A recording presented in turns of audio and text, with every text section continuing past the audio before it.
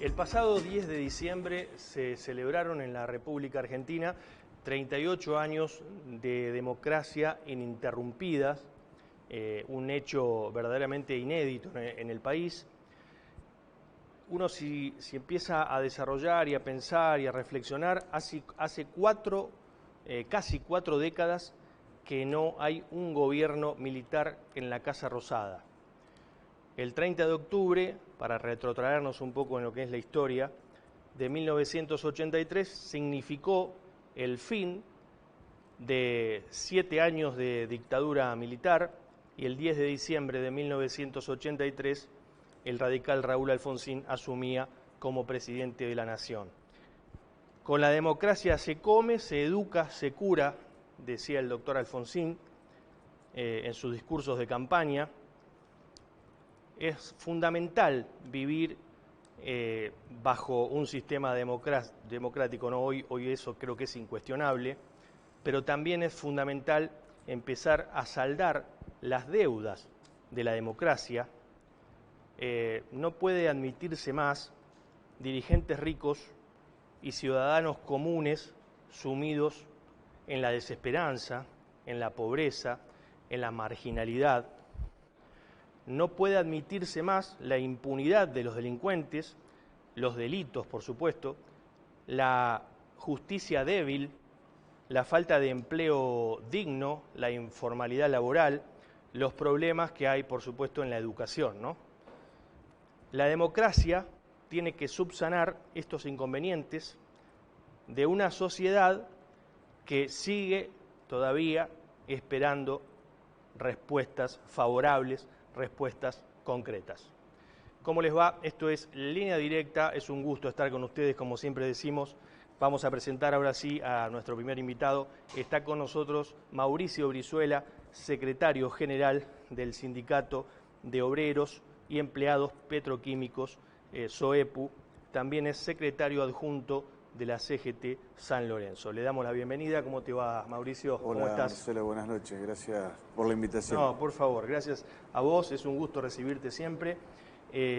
Bueno, Mauricio, luego de que la empresa química Dow de la ciudad de Puerto General San Martín anunciara finalmente que no cerrará sus puertas, ¿cómo quedó la relación entre el sindicato y la empresa, no? Sí, la verdad que, hubo muchas tensiones, de a poco se van acomodando las cosas, sabíamos que tenía que llevar un tiempo, creo que las dos partes las entendimos así. Hoy hay una mejor relación, se están empezando a volver a la normalidad de la producción, se están empezando a tomar algunos compañeros para seguir produciendo y para empezar a llevarlo a los niveles de producción que estábamos acostumbrados, así que hoy te puedo decir que es una buena relación, era una relación madura que teníamos con esta empresa, pero bueno, ese clip, hoy empezamos a dar vuelta a la página y de a poco los compañeros ya se sienten confiados y de vuelta con ese ánimo de ir a trabajar que es tan importante. Recordemos que, corregime si me equivoco, en mayo de 2022 la empresa tenía pensado cerrar. Sí, anunciaron en agosto el cierre Claro. para mayo del 2022 en forma definitiva. Igualmente hubo un proceso, se avanzó y bueno, la verdad que con un trabajo de todas las partes, desde el gobierno provincial, nacional, senadores, diputados, el sindicato, la CGT, y también creo que un montón de empresarios, porque la FIFE también puso su preocupación y la importancia de esta empresa para la producción nacional. Bueno, se revirtió esta decisión que para nosotros es errónea y bueno, hoy se demuestra porque hay posibilidades de que crezca esta producción, porque realmente en todo lo que es colchonera, es la única productora de poliuretano del país. Todo lo que son colchones, línea blanca, todo eso está en crecimiento, está en proceso de volver a recuperar la producción normal, así que bueno, bienvenido sea que no tengamos que importar este producto con la necesidad de dólares que tenemos como país. ¿El personal, digamos, que quedó en su totalidad o hubo...? No, quedó en su totalidad y es más, se están empezando a incorporar, así que bueno, vamos por buen camino, sabemos que esto va a llevar un tiempo porque ya había un montón de cuestiones avanzadas de logística para traer barcos desde Brasil y pararlos en Zárate Campana, así que bueno, todavía hay producción, se sobreestoquearon y hay producción por por lo menos hasta marzo para que sea netamente abastecido con la producción de Puerto General San Martín. Y está el compromiso que de acá a marzo no van a despedir, no van a suspender No, personal. no, a ver, hay un compromiso no menor de 3 años, hay un proyecto a 3 años para revertir algunas variables que siguen existiendo, por eso hay una mesa tripartita con el gobierno, la empresa y el sindicato para avanzar en algunas cuestiones que me parece que son de suma importancia. Tenemos la salida de la pandemia, si Dios quiere, y se tiene que empezar a revertir. Hay cuestiones de logística, hay cuestiones de tamaño de producción que uno más tranquilo lo piensa y seguramente algo de razón tiene, pero hay que apostar a la industria argentina, hay que apostar al crecimiento y me parece que vamos por el buen camino. Bien. Mauricio, ¿qué proyección podés hacer de la actividad productiva del cordón industrial, precisamente, bueno, de las empresas del sector, ¿no? Mira, la verdad que se está pasando un muy buen momento, después de años, la única productora de caucho del país, que es hoy Pampa Energía, está pensando en poder hacer proyectos para aumentar la producción después de años. La verdad que se está pasando un buen momento para cerrar el círculo, para decir que es un momento de los mejores. Tenemos un grave problema que es la refinería San Lorenzo, la ex OIL, más conocida, hoy YPF, cerrada, y esa es la madre de todo un satélite de empresas que se alimentan de la destilación del petróleo. Desde ahí nacen las petroquímicas, desde ahí nacen muchas bases para las químicas o la industria de bases como nosotros planteamos, y bueno, hoy está cerrada, hoy se está trayendo toda la producción a través de barcos, hoy de Argentina, pero ya hace un tiempo no alcanzaba, de distintos países, así que me parece que eso es un punto a rever. Lo hablamos con el gobernador, lo hablamos con el ministro Culfa, de la importancia de la única refinería de Santa Fe, que no podemos traer todo, la logística no es barata en Argentina, me parece que tenemos que pensar en que esa refinería tiene que volver a abrir, tiene una producción también de asfalto de primer nivel única en Santa Fe, así que es de suma importancia, pero bueno, es todo un proceso, es una inversión importante, pero no tengo ninguna duda que hace falta. En cuanto a los inconvenientes que soporta el cordón industrial, ¿vos te sentís apoyado cuando hay un inconveniente en una empresa determinada? Bueno, recuerdo la empresa Dow, todo el arco político salió en defensa, digamos, en contra, ¿no?, de que la empresa cerrara. ¿Pasa eso en todos los ámbitos, en todas las empresas, digamos? Mirá, yo creo que hay una decisión política de defender la fuente de trabajo. No tengo ninguna duda que con este gobierno que se inició no cambió mucho a lo que había pasado con Arcin, con un montón de empresas que habían cerrado. También cerró Bullati en esta, sí. Pero bueno, también cuando uno habla de logística, cuando no tienen salida al puerto, no son todas lineales las decisiones. Por eso Dow creo que fue una causa nacional y repercutió mucho porque no había problemas económicos y tenían todas las variables para que cualquier empresa se pueda hacer cargo. Pero bueno, una decisión global tomada en Estados Unidos nos afectaba a la soberanía nacional, ¿no? Bien. ¿Cuáles son los principales problemas que afronta hoy el cordón industrial en el departamento San Lorenzo? Mirá, yo creo que realmente hay un montón de problemas, pero creo que a nivel nacional lo que nos está pasando a la inflación, hoy leía el 2.5 y los compañeros y compañeras nadie lo cree. Creo que el ciudadano común de a pie, como decimos nosotros, cuando va al supermercado sabe que esos números son irreales. Eso muchas veces te frenan una paritaria y bueno, sumado que bueno, al impuesto de la ganancia ahora hay una buena noticia que a partir del 2022 va a subir el 50%, pero bueno, es un impuesto regresivo que molesta, que enoja y que genera una falta de empatía y una falta también de ganas de hacer horas extra, de seguir generando, de hacer un esfuerzo para progresar.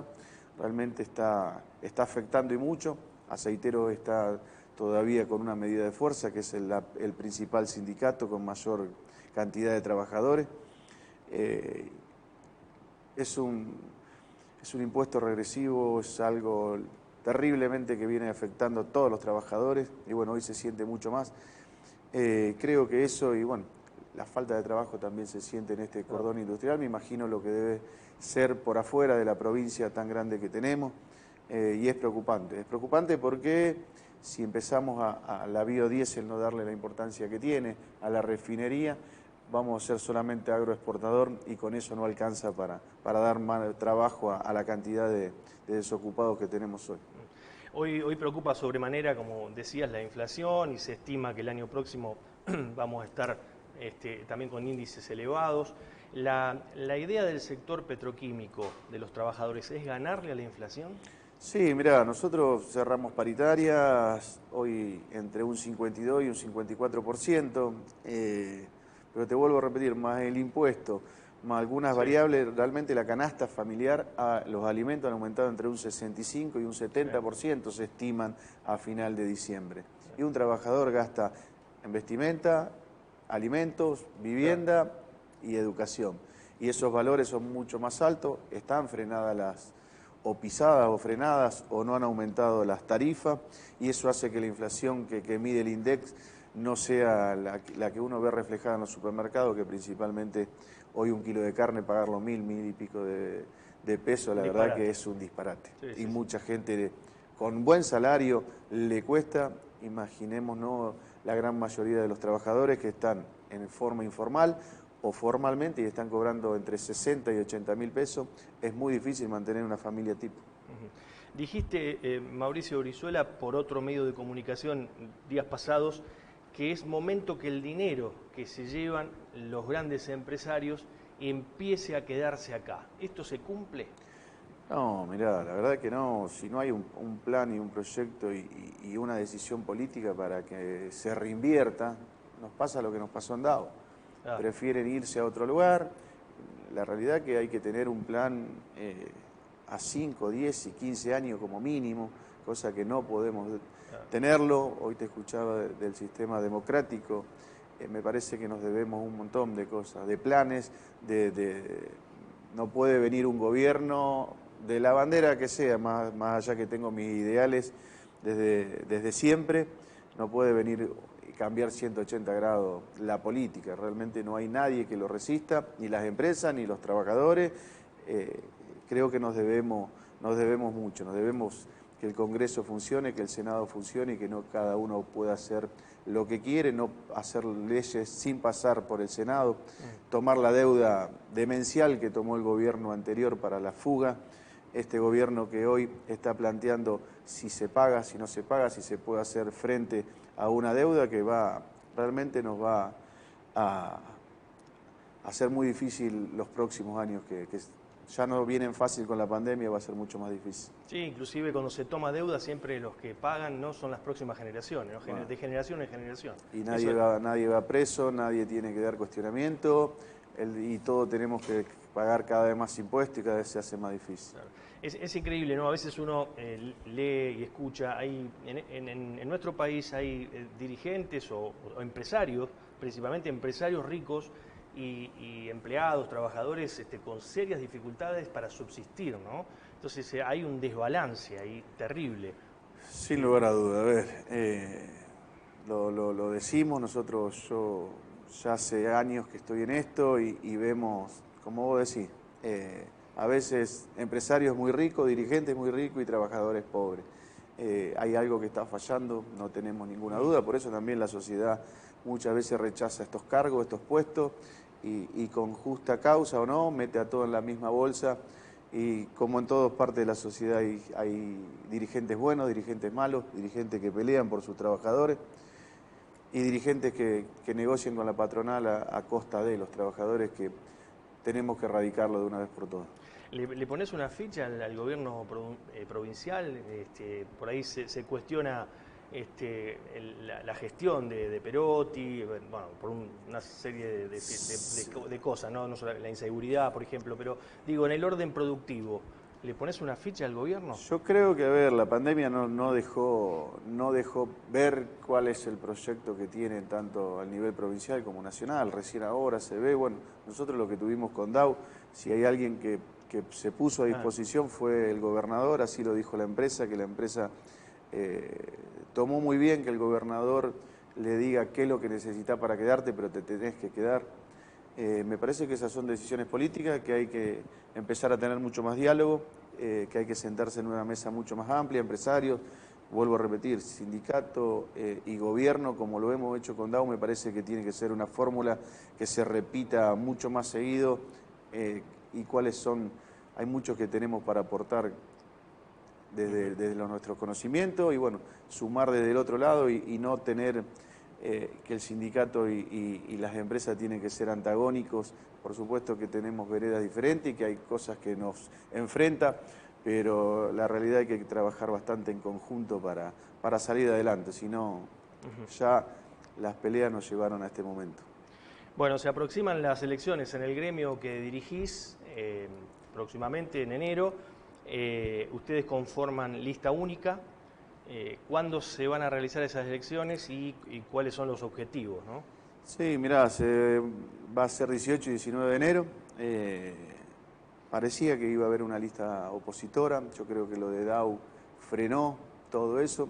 La verdad que para nosotros es bienvenido, porque uno también se quiere medir después de que uno considera que hace las cosas bien.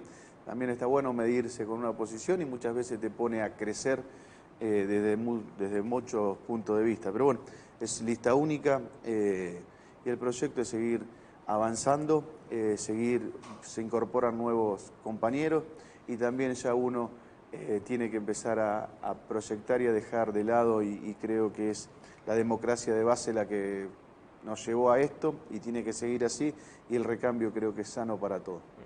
Mauricio, ¿cuál es el balance que haces de tu gestión, ¿no?, en estos años? Porque me imagino, como en todos los órdenes, que debes tener gente que adhiere a tu gestión, a tu proyecto, y gente también que debe poner obstáculos, escollos, para que no continúes en el lugar, ¿no?, que estás. Y digamos, ¿qué balance haces teniendo en cuenta una cosa y la otra, ¿no? Mira, sinceramente el balance para nosotros es positivo. Yo lo personalizo. Yo tengo un equipo de trabajo, tengo una comisión directiva y creo que eso fue por lo menos lo que hace 6 años que soy secretario general, hace 12 que somos comisión directiva y lo que planteo es armar equipo. Uno solo se pierde, uno solo si no escucha termina cometiendo errores y la única forma, por eso digo, es la democracia de base, con asambleas, hablando con los compañeros y también dándole la posibilidad a un montón de jóvenes como yo arranqué, con ganas de que crezcan, dándole una participación a las mujeres dentro de la comisión, empezar a fortalecer y a empezar a discutir esos temas que son los que se vienen, son los que tienen que estar y bueno, la igualdad dentro de las empresas químicas es casi nula. Te puedo decir que un 5% de todo el padrón son mujeres. Me parece que ese es un tema a charlar con los compañeros, con las compañeras y también con la empresa, tanto eso como la discapacidad. Me parece que son temas que DAU, como le recrimine un montón de cosas, es una de las empresas que ha empezado a insertar, a darle trabajo, a generar las posibilidades para algunos que tengan alguna incapacidad o alguna discapacidad, así que para nosotros son temas que en estos años se tienen que empezar a discutir.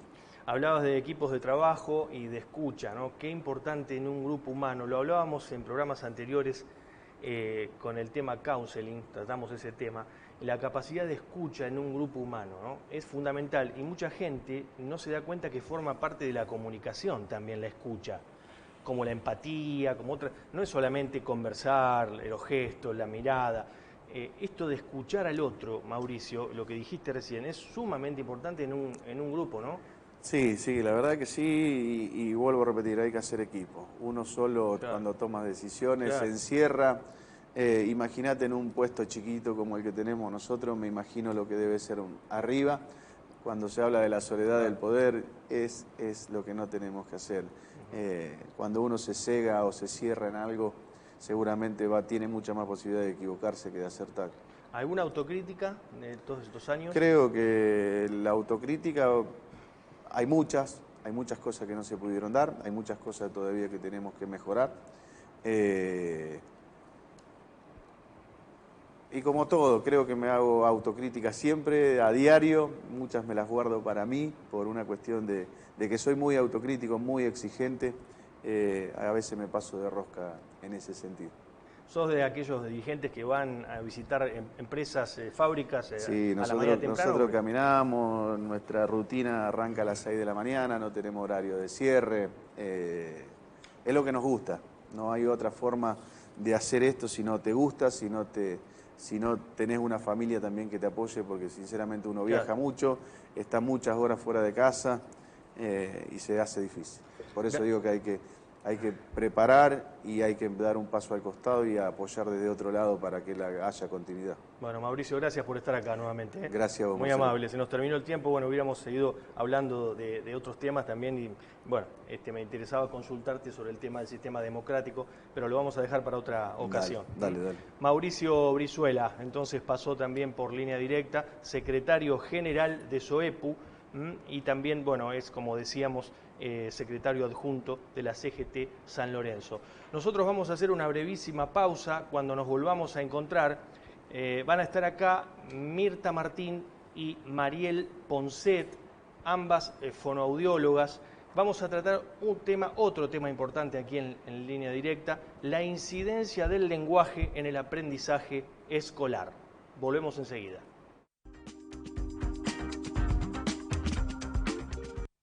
Santería Ángel de la Guarda, gran variedad de saumerios, atrapasueños, lámparas de sal, fuentes de agua, mayorista y minorista. Enviamos a todo el país. Juan José Paso, 5582, Rosario. WhatsApp 341-360-5655.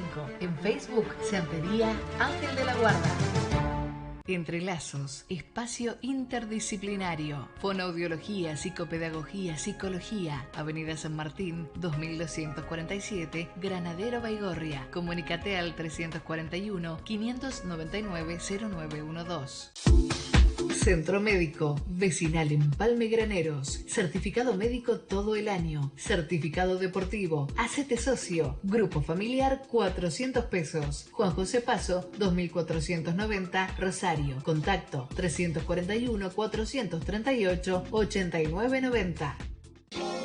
Constelaciones familiares es una terapia sistémica que nos devela cuáles son los desórdenes inconscientes del alma familiar, interfiriendo con el destino de sus miembros. Instagram y Facebook, giselapalermo.cf. Comunícate al 341-6830-439. ISERG. Somos 3 profesionales del área de la seguridad, la higiene y del medio ambiente, con más de 20 años de experiencia desarrollada en industrias químicas, petroquímicas, petroleras y cerealeras. Contactos 341-690-5081 o 341-602-0059. Doctora Daniela Montenegro, abogada, especializada en temas de familia, jubilaciones y sucesiones. Moreno 1427, Planta Alta, Rosario. 0341-156-245-578.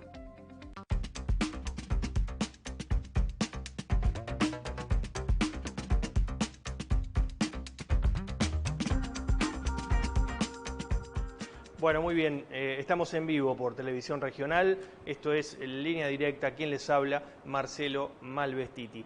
Como anticipamos en el bloque anterior, están con nosotros Mirta Martín y Mariel Poncet, fonoaudiólogas, referentes del espacio interdisciplinario Entrelazos de la ciudad de Granadero Baigorria. ¿Cómo les va? ¿Cómo están? ¿Bien? Bien. Gracias por estar, muy amables. Gracias. Bueno, también lo anunciábamos al principio, el tema que es sumamente importante cuando ustedes me lo plantearon, la incidencia del lenguaje en el aprendizaje escolar. ¿Cuál sería el rol del lenguaje en lo que es el aprendizaje escolar? Bueno, para empezar queremos plantear que el lenguaje es sumamente importante en todos los aspectos de la vida del ser humano.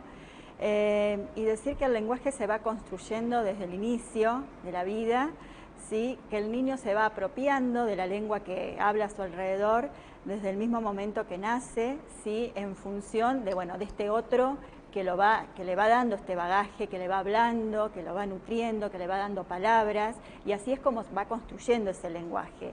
Y que este lenguaje va pasando por diferentes momentos, ¿sí?, en cuanto a su construcción, hasta llegar a la edad escolar, que ingresa, bueno, como edad de obligatoria. Ajá. Es en la salita de 4. Si bien sabemos que los niños hoy, por otras necesidades, hacen los jardines maternales a los 2 años, 3, pero bueno, como edad obligatoria es a partir de la salita de 4. Y que este lenguaje tiene 2 aspectos. El aspecto expresivo, sí, que está relacionado con aquellos elementos que utiliza el niño para poder comunicarse, como puede ser sonidos, palabras, frases, y el aspecto comprensivo, que es el aspecto, como uno podría decir, el aspecto más complejo en cuanto a su nivel de composición. ¿Sí? Mariel Ponset, estamos hablando con Mariel Ponset, a la izquierda de la pantalla, Mariel Ponset, Mirta Martín a la derecha de la pantalla, para ubicarlos a los televidentes. Decías recién, el lenguaje pasa por diferentes momentos. ¿Cuáles son esos momentos? Bien, estos momentos, bueno, para poder diferenciar en ambos aspectos, ¿sí? El momento expresivo, que es uno, que es esto que es lo que uno escucha del niño, ¿sí? Bueno, que son desde los sonidos de este balbuceo, que después se va armando la palabra, después la palabra se va armando en frases, ¿sí?, de 2 palabras, después la frase simple, cuando el niño ya es una frase más o menos armada, que es ahí donde se puede dar el inicio en la salita de 4, ¿sí?, hasta que, bueno, el niño ya usa todo un complejo sintáctico, podríamos decir, que es mucho más el enunciado, ¿sí? Y después tenemos el aspecto comprensivo, que tiene que ver con la construcción de los significados, ¿sí? Que tiene que ver, bueno, que ya lo vamos a ver después más adelante, cuando ingresa a la escuela, cómo aparece, y cuando esto está fallido, ¿sí?, cómo se manifiesta en el ámbito escolar.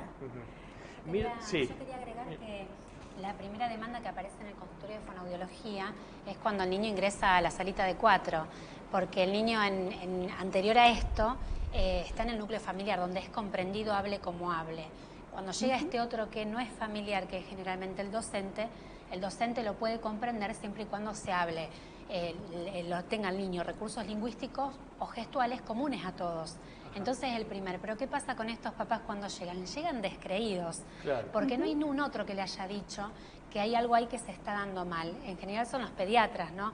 No por echar culpa al pediatra. Hay parte de la sociedad muy vulnerable donde los niños van a la guardia, que tienen en ese momento están pasando por un cuadro que está deprimido, donde los hitos del desarrollo no van a ser evaluados. Y siempre lo ve un pediatra diferente. Pero hay niños también de una condición social más favorecida, en donde tienen siempre un mismo pediatra, y la respuesta con la que vienen los papás es que todavía hay tiempo, es chico. El niño se encuentra en la salita de 4 con una oralidad deficiente, hablando del aspecto expresivo, que es lo primero que se ve en sala de 4. Aún no se ve el otro aspecto, que es más complejo. Y estos papás vienen con eso como que no necesita, digamos, el tratamiento. Vienen como muy descreídos hasta que ven los avances.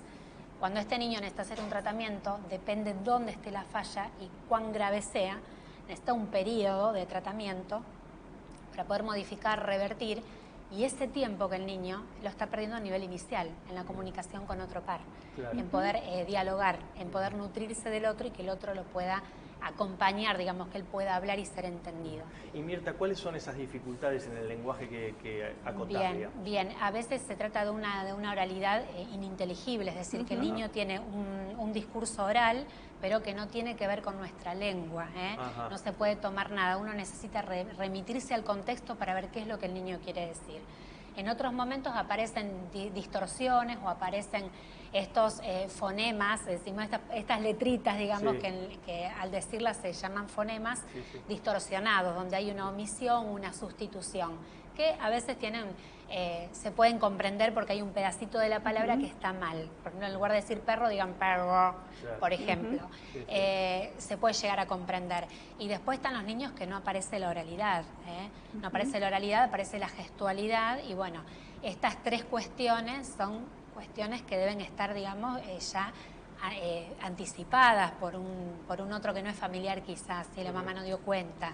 O sea, ahí tienen dificultades para comunicarse, para comunicar, conversar. Claro, claro, totalmente, sí, claro. sí, sí. Hablábamos fuera de cámara, y yo se los planteaba inclusive hoy a través de un mensaje de texto, esto de la diferencia, ¿no?, entre la lengua hablada y la lengua escrita, ¿no? Sí. Que a veces se escribe como se habla, ¿no? Sí. Se escribe todo, digamos, se habla de corrido y se escribe de la misma manera. O sea, no hay pausa, no hay coma en la lengua escrita. ¿Esto cómo se aborda claro. Desde la fonoaudiología? Sí, en realidad son dos lenguas totalmente diferentes, ¿sí?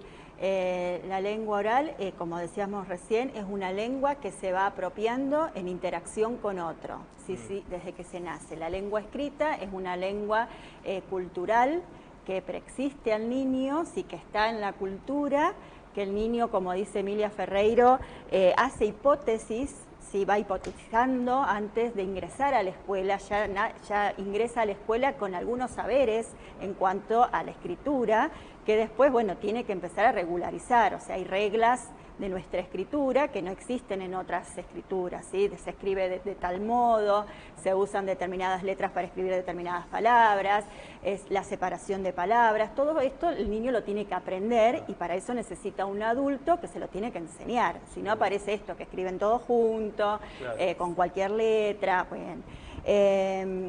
Y cuando esto no hay un adulto que intervenga ahí, ¿sí?, con cuestiones significativas, bueno, se acarrean estas dificultades, porque no se le explica al niño que realmente son dos lenguas diferentes. Entonces parece que yo escribo como hablo, y en realidad no es así. Claro. El tema es que cuando tenemos niños con dificultades en el lenguaje expresivo, es decir, que tengo dificultades para decir, entonces hablo mal y me apoyo para escribir en ese lenguaje y voy a traducir algunas cuestiones en el lenguaje escrito. El tema es que necesito de un adulto ahí que me dé este soporte desde la oralidad, desde el modelo, podríamos decir, correcto, para que no aparezcan esas dificultades, que muchas veces no vemos eso, claro. ¿Sí? Entonces el niño acarrea esas dificultades que no tendrían que estar. Entonces, claro. Bueno, ahí es donde nosotros desde la fonoaudiología, como terapeutas del lenguaje, trabajamos con la escuela, bueno, para que realmente haya otro tipo de andamiaje, otro tipo de, bueno, ajustes razonables, para que el niño no se frustre. Claro. Porque si realmente se va a apoyar desde su lenguaje oral, que ya está fallido, van a aparecer estas dificultades en el lenguaje escrito. Sí, además se pone al niño en el lugar de la falta, en el lugar del error. Claro. Cuando en realidad aprender la lengua escrita es una se lo rotula, obligación, ¿no?, de la escuela.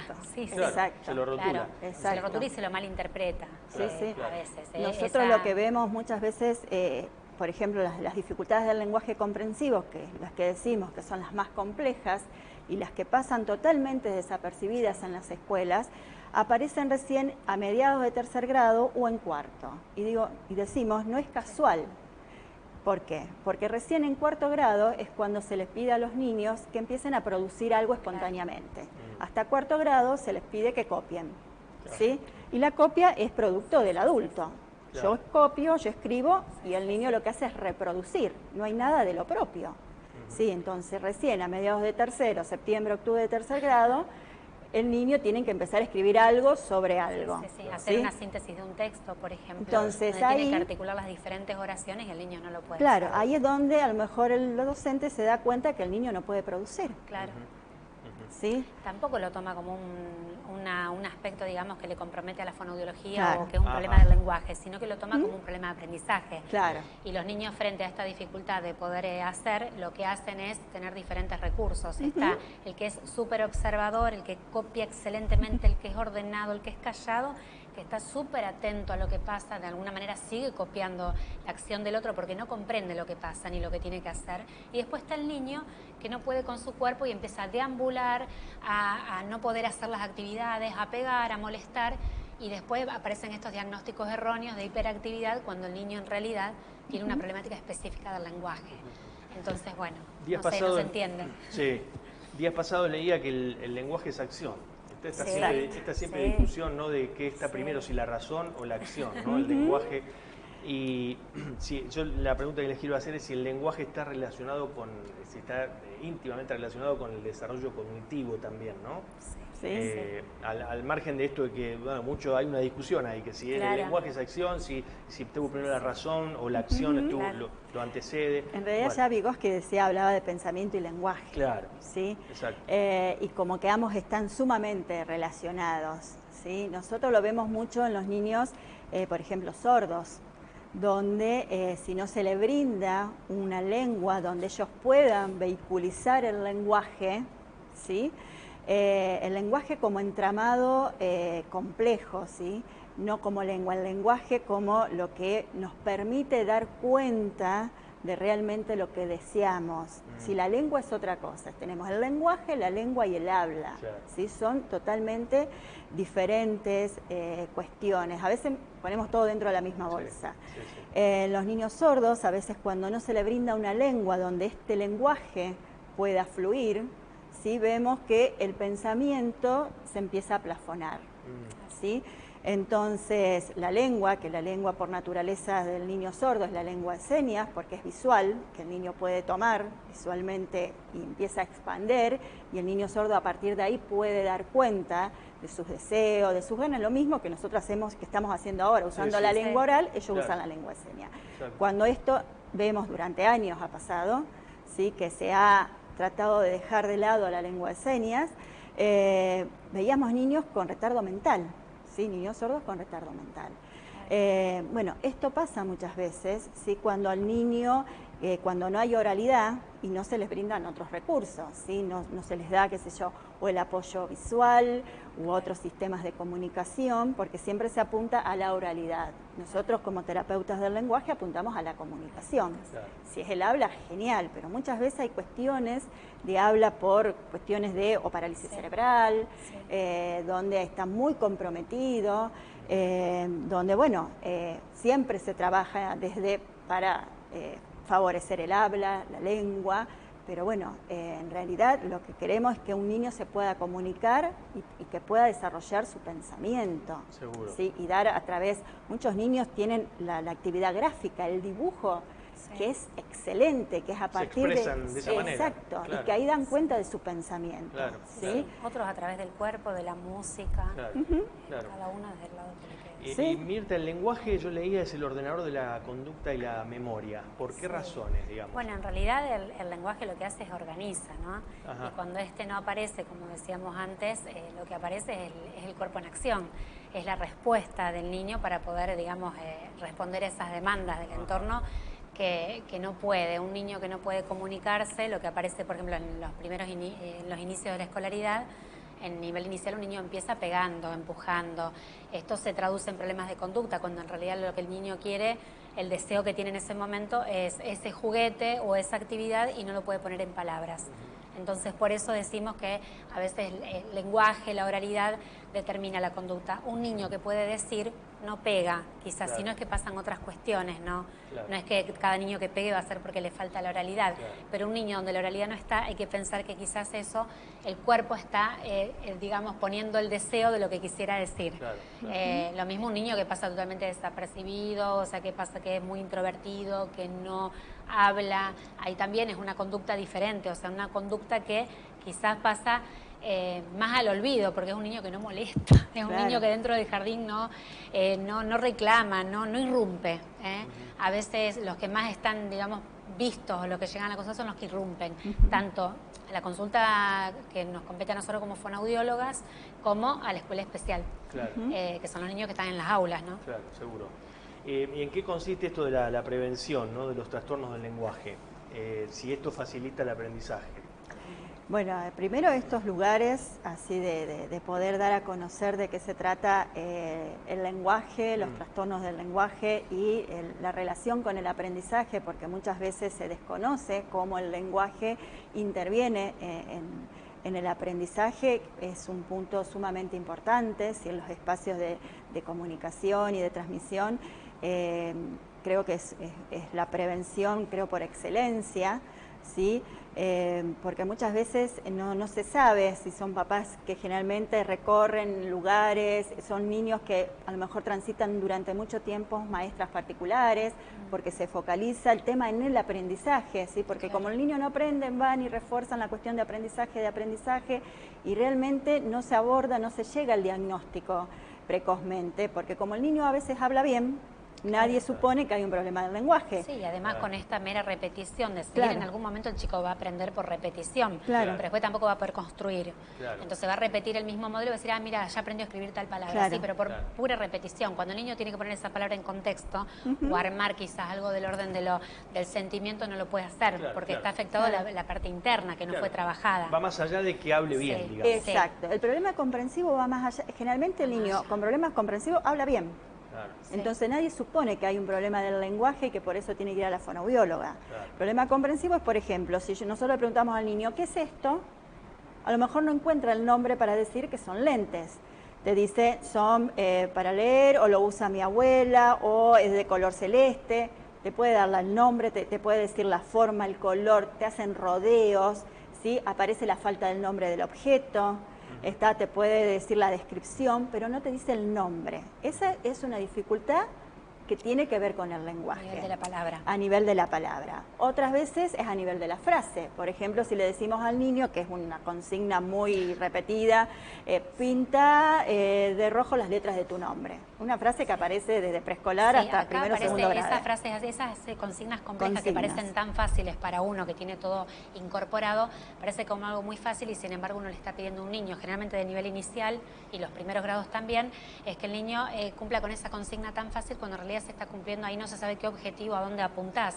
Si es así, si el niño lo hace mal, ¿qué decís? No conoce la letra del nombre, no conoce el color rojo, no sabe lo que es pintar, o pintó todo de rojo porque se quedó con la palabra pintar, porque no pudo comprender todo lo otro, o conoce las letras del nombre pero agarró otro color porque el rojo no lo conoce. O sea, son consignas que se toman como muy simples y como que el niño las debe suponer y el niño no las supone. Claro. Entonces acá donde aparecen las primeras problemas de comprensión que no son detectadas, sino desde el niño se lo pone como en una mera repetición de decir, bueno, a ver los colores cuáles son, las letras de tu nombre son estas. Después el niño en algún momento pinta las letras de su nombre, pero después no sabe dónde ponerlo.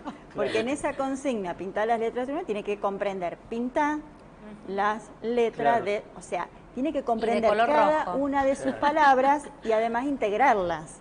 ¿Se entiende? Es muy complejo. Si el niño no tiene la noción del color rojo, ahí ya color rojo no lo captó, ¿sí? Va a pintar de otro color, entonces va a decir, y no hizo caso, o no prestó atención, ahí ya desligamos el problema hacia otro lado, ¿sí? ¿Se entiende? Sí, perfectamente. ¿Y se llevan a cabo charlas, disertaciones sobre este tema que es tan importante? En las escuelas me refiero, ¿no? Sí, nosotros como, yo formo parte del equipo. ¿Tienen cabida los fonoaudiólogos ahí, digamos? ¿Le dan cabida a eso me refiero, no? Sí. Nosotros, yo formo parte del equipo de la escuela, el equipo interdisciplinario de la Escuela Especial de Capitán Bermúdez. Tenemos encuentros con el nivel inicial, el nivel primario. En realidad, creo que tendría que también, desde los profesorados, tener más información sobre la ontogenia del lenguaje, ¿sí?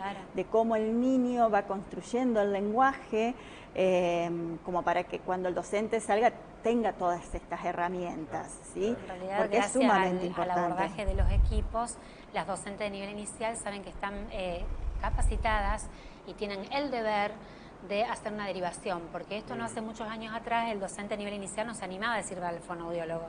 Hay cuestiones que el docente a nivel inicial no puede decir, por ejemplo, que vaya al psicólogo no, pero sí al fonoaudiólogo, porque hay una cuestión del lenguaje que debería estar en esa edad y no está. Entonces, ahora los docentes de nivel inicial, gracias a estas charlas, gracias a esto, se sienten, no saben qué es lo que le pasa al niño, pero al niño no se le entiende, listo, tiene que ir al fonoaudiólogo y está buenísimo desde ese lugar. Y eso gracias al trabajo de los equipos. Claro. Que se entienda esto, porque años atrás no se tenía en cuenta esto, no entonces se eso tenía pasaba en cuenta. inadvertido. Y a su vez, yo también como docente de la escuela especial, nosotros somos, digamos, un nexo entre el equipo interdisciplinario y la escolaridad común o nivel inicial, porque lo que pasa a veces es que no dan los tiempos para hacer reuniones con todos los docentes o todos pueden estar. Entonces, a veces nosotras estamos tan bien formadas por nuestro equipo, formado por ella y por una psicóloga, que nosotros también somos transmisores. Y a veces cuando el docente nos da cuenta de ciertas cosas, nos decimos, mira, a esta edad vos tenés que hablar con el papá y pedir ciertas cuestiones. Y también pensar que desde la salud se pide ahora este carnet de prevención escolar, donde es muy importante, que no lo dijimos, es descartar la audición. Claro. Porque cuando un niño habla mal, la audición debe estar conservada. Claro. Eso no lo dijimos y es como que lo primero que uno descarta, es la audición, lo auditivo. ¿Y cuál es el rol de los padres ahí, cuando uno, digamos... Hacer caso. Claro, tienen que hacer... Van, digamos, cuando el docente, la maestra lo llama, a los padres acuden, se interiorizan, ¿le dan importancia a esto? Y hay, bueno, a veces hay resistencia, ¿sí? También imagino, es cierto que a nivel público faltan cargos, eso es también real. Fundamental, claro. Es fundamental la creación de cargos de fonoaudiólogos, de psicólogos a nivel público, es sumamente necesario. Y con la pandemia esto se agravó, porque hay sectores públicos donde todavía no han retomado las actividades por cuestiones personales del profesional, donde no tiene reemplazo. Exacto. Es súper valioso que un profesional, y está en su ley, digamos, que se tome ciertas licencias por enfermedad, por esto de la pandemia, pero no hay nadie que cubre ese lugar. Hay un niño que fue implantado, bueno, porque era sordo y no se le hizo la habilitación auditiva hace más de 1 año y medio. Eso es iatrogenia. Eso es iatrogenia. Entonces el sistema público, a veces uno, ¿qué le puede pedir a un papá cuando tiene que ir 4 o 5 veces? No tiene el turno, tiene que levantarse muy temprano. Generalmente en el sistema más vulnerable, ¿no? En la sociedad más vulnerada. Entonces a veces uno tiene que, digamos... aguantarse estas cosas porque no dependen ni de los papás ni de nosotros. Como tenés otro que tienen obra social y tampoco van al sistema de salud. Y sabemos que, bueno, en estas edades que trabajamos, que es la primera infancia, es sumamente importante el abordaje tempranamente. No es lo mismo abordar un niño a los 3 y 4 años que abordarlo a los 8. Sí, obviamente que siempre hay cuestiones que se pueden hacer, pero ya no es lo mismo. ¿Sí? Entonces, el trabajo oportunamente que se puede hacer a esa edad y con los papás, porque a esa edad se trabaja con los papás, trabajando con pautas a nivel de la crianza, ¿sí? Porque muchas veces, obviamente, siempre tiene que ver el contexto, ¿sí? Porque muchas veces tiene que ver, bueno, de cómo es la relación, de cómo es la intervención que hacen los papás, de cómo se le hable a ese niño, ¿sí? Que tiene que ver, bueno, también de las condiciones que se den en la casa. Por eso es importante el tratamiento, el abordaje a tiempo, que si a nivel público no se dan estas políticas, es muy difícil después, porque la escuela sola no puede. Esa es una realidad. Y además el niño se perdió cuestiones muy importantes, por eso están los diferentes niveles de la escolaridad. Se perdió cosas en su familia que son los inicios, y se perdió en el nivel inicial todo lo que es lo simbólico. Después cuando vamos a la lengua escrita es un simbolismo. Es decir, para este sonido yo tengo que poner esta letra, para esta palabra al lado viene mejor esta, o sea... Si hay un niño que no pudo simbolizar desde el juego simbólico a nivel inicial, porque no pudo apropiarse de eso, después es mucho más difícil que pueda, digamos, es como la base, ¿no? Entonces, bueno, por eso decimos oportuno. Igual siempre se puede hacer algo y siempre se puede mejorar, pero lo que está perdido a veces es difícil. Y recién que hablabas, Mirta, del lenguaje escrito, ¿cómo es el abordaje, el aprendizaje, digamos, escrito en la infancia? En realidad, ¿Cómo se aborda eso desde la... En realidad es acompañando, lo que tiene por ahí, yo como docente te voy a hablar ahora, llegamos a la escuela y todavía se tiene como una forma de enseñanza, de repetición, de copia, de grafemas aislados, es decir, primero las vocales. Cuando el niño, ya si vos le pones la palabra Coca-Cola, sabe que dice Coca-Cola, y de ahí se pueden partir de otras palabras, teniendo en cuenta los saberes. El niño ya a nivel inicial escribe su nombre y todos los días en primero y hasta que termina el último día escribe su nombre nuevamente como si esa repetición fuera necesaria. Entonces a veces estas cuestiones que nosotros estamos tratando de modificar, no en todos los docentes, pero el sistema generalmente es así. Entonces el niño que tiene dificultades en el lenguaje es mucho más difícil que se pueda apropiar de un sonido aislado, porque no tiene significado. Un niño que puede y que está equilibrado emocionalmente, orgánicamente, lo va a tomar igual y va a aprender. Por eso la mayoría de los niños que pueden lograrlo, nos quedamos con esa mayoría que puede, y esta minoría no puede. Pero no es porque solamente tenga una problemática del lenguaje, sino porque esa transmisión de contenidos está mal dada. Entonces, porque todos estos lo tomen no significa que estos no lo tomen por porque tienen una problemática. De esa Sí, forma. nosotros lo que proponemos es partir de prácticas significativas, que subjetiven al niño, ¿sí? Proponemos desde libros de cuentos, que a partir de la lectura siempre es con el adulto, ¿sí? De lecturas compartidas, a partir de libros álbumes donde predomina la imagen, entonces el niño lee las imágenes y el adulto lee las palabras escritas, entonces el niño se va animando y va teniendo esta posición de lector. Sí, cuando el niño se va dando cuenta que él puede leer, porque la lectura de imágenes es leer, ¿sí? No solo las lecturas de palabras se leen, él va teniendo otra posición y a partir de ahí se van animando. Y así ¿sí? se descubriría tempranamente los aspectos comprensivos. Claro, la lectura, digamos, en voz alta, ¿no? Claro. La lectura permanente en voz alta. Permanente y con otro. Claro. Siempre es importante con otro que le dé este valor de que el niño puede. Los niños están acostumbrados cuando llegan a la consulta a no poder. Claro. Vemos eso, que están frustrados, porque lo primero que dicen, yo no sé. ¿Cómo que no? Dale que vos sabés. Claro. Cuando uno lo pone en ese lugar, pero porque realmente yo creo que el niño puede, no porque le estoy mintiendo, cuando uno sabe que él puede, ahí cambia absolutamente y ahí empiezan el proceso tan maravilloso que es de aprendizaje. Y ahí el niño se da cuenta que realmente puede, porque además, todos los niños escribir pueden. se aprende escribiendo. Claro.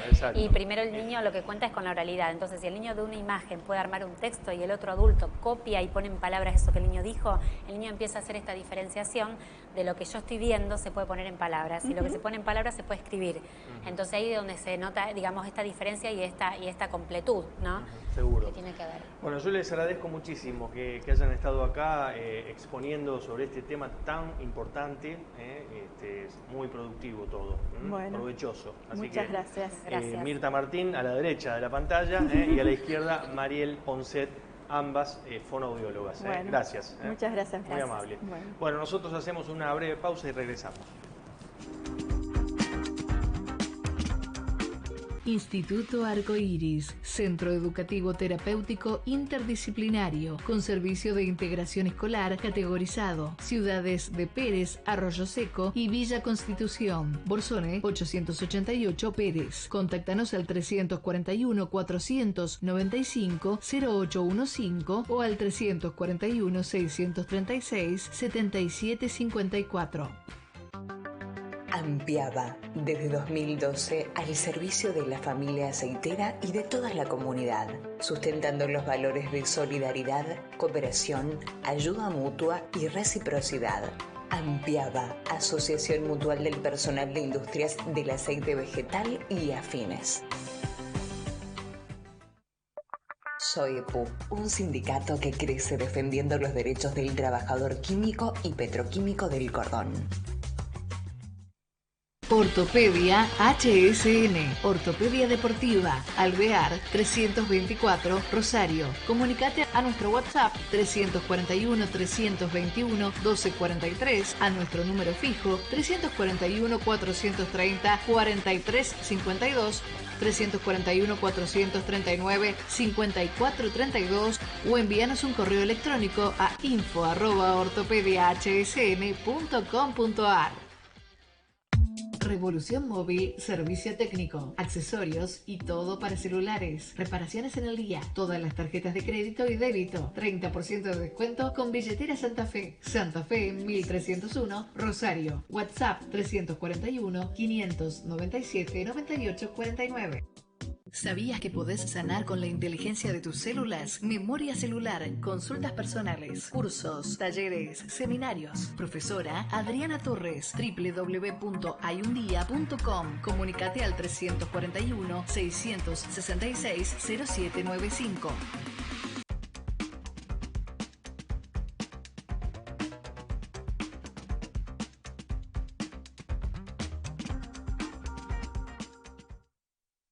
Bueno, muy bien, llegamos al final de Línea Directa, nos vamos a reencontrar la próxima semana.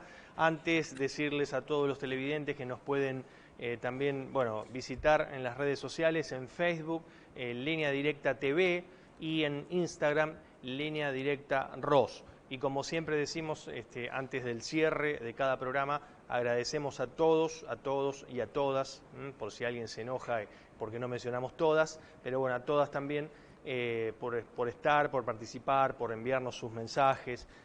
Siempre nos acompañan en un programa que dura 60 minutos y que le ofrece a todos los televidentes diferentes temas con distintos conceptos de los profesionales que vienen aquí a exponer.